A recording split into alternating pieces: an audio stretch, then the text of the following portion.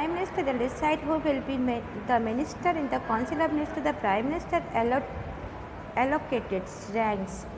ranks and profiles to the ministers, and depending upon the seniority and politics importance, the ministers are given the rank of cabinet minister, minister of state, or deputy ministers. In the same manner, chief minister of the state choose minister from their own party's coalition. The minister and all ministers have to be members of the parliament.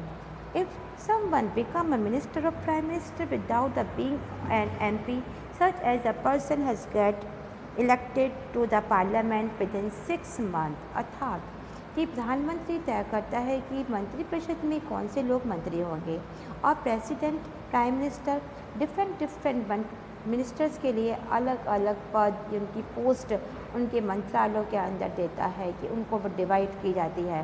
तो ministers को उनकी experience के base पर और उनकी impotency के base पर या सीनियरिटी के बेस पर पॉलिटिकल के अंदर इम्पोर्टेंसी दी जाती है।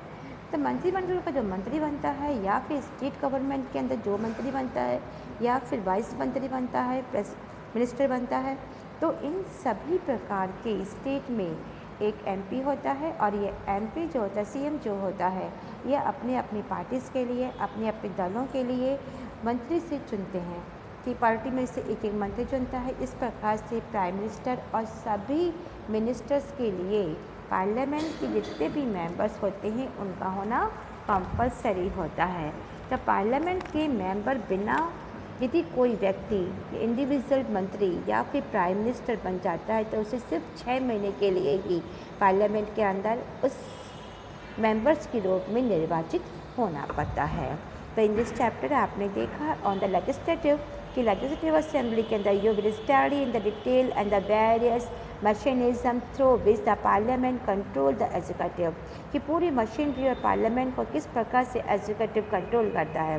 बट रिमेंबर, लेकिन आपको ये याद रखना है that the most important feature of the parliament executive is routinely under the control and supervision of the legislative.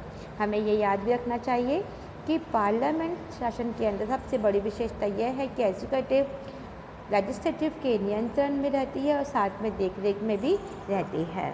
The council of minister is closely responsible of to the Lok Sabha. Council of minister जो है देखा जाए सामूहिक रूप से ये responsible होती है लोकसभा के प्रति।